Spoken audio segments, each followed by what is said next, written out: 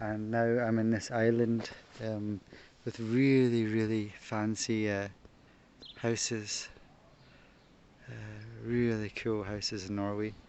This is called Big Dog, I think. Something beginning with a B.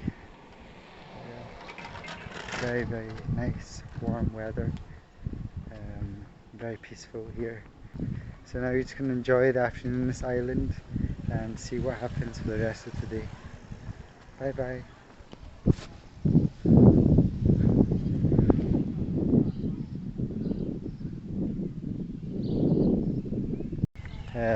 It's almost like a futuristic village, which is cool.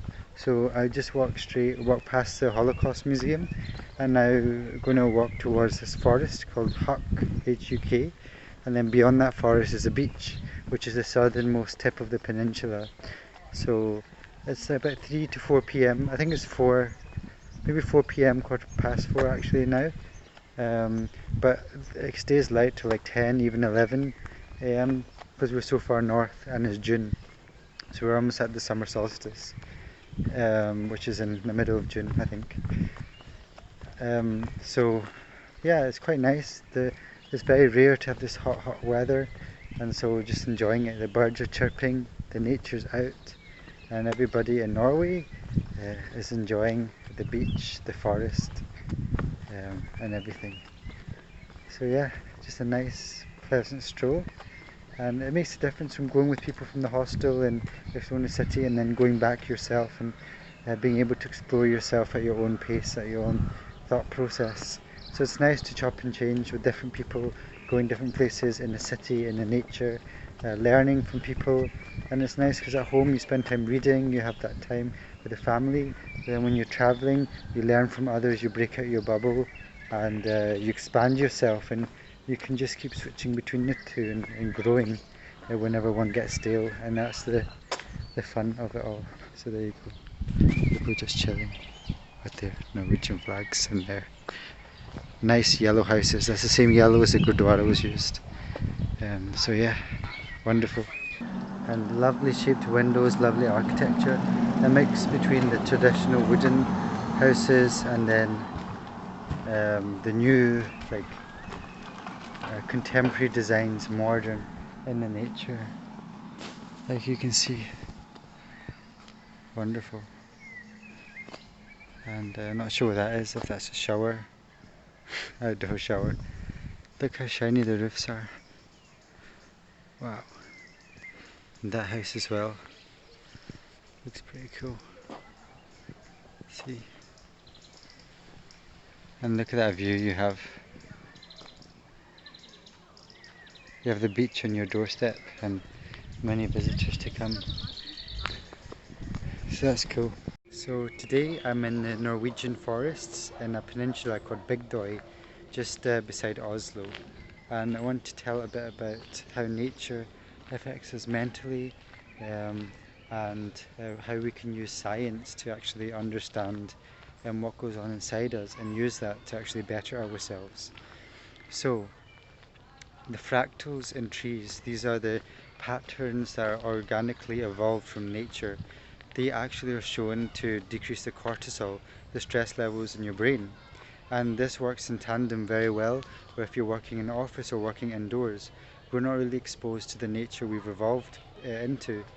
And so being in nature frees that mind, opens the cholesterol, you'll feel your cortisol, you'll be able to feel that you think clearer, you'll be able to connect more with nature and therefore connect with yourself more. It also help you move about because the body will have blood circulating through it. When you're sitting at a chair too long, you're going to have a lot of pressure on your spine, which is why a lot of people have low back problems in office workers as well. So actually going out in nature, going for regular walks decreases cortisol, probably decreases the chances of back pain, and also of course is good because you're pumping the body around your your legs. Also, when you look, so when you're looking at a computer screen all the time, you're focusing on the short-sighted, so you're going to be high risk of developing short-sightedness or myopia because you're basically straining your eye.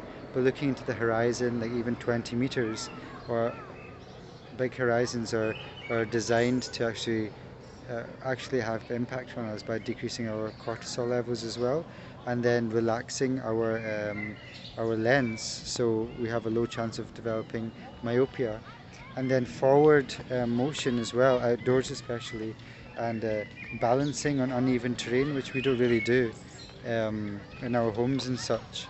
That also will be good for the legs, our balance, and also decreases cortisol as well. So if we want to be stress free, have a clearer mind, connect with nature, even if it's 5-10 minutes every hour, um, cumulative effect. If you have even a 0.1% difference and you multiply that by 365, to power of 365 over 1 year, you're going to have cumulative effect over many years, many months, many years. So yeah, try it out. It's good for you. That's the science in a nutshell. Okay, bye bye.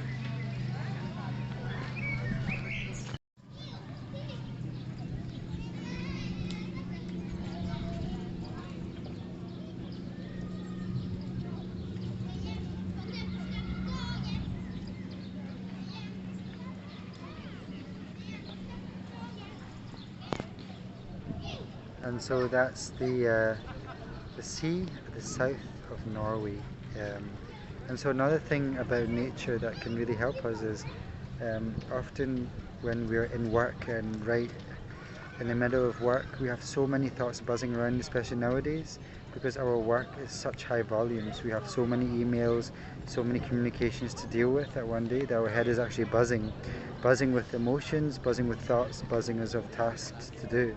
But coming in nature completely takes you out of that thought process and puts you in the real world, that underlying real world that's present before we use that higher level conceptual thought process that we use for our tasks and our work and our daily life in communicating.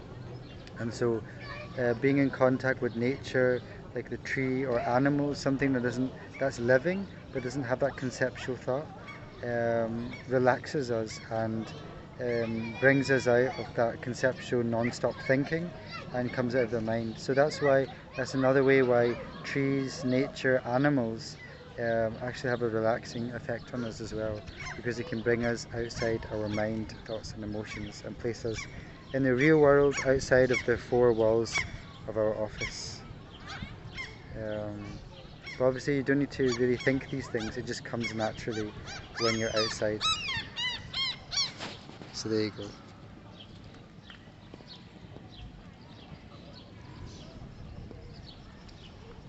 Beautiful.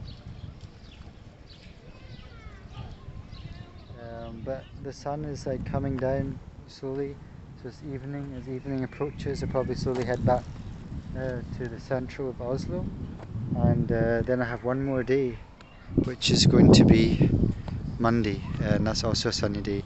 So I got very lucky there. Perfect. Here we are, and we've got a wee friend here, Patrick, the stone Patrick from SpongeBob. So yeah, there you go. It's been good. It's been a good trip. There's a cruise ship there and some Viking boats. Okay. So high five.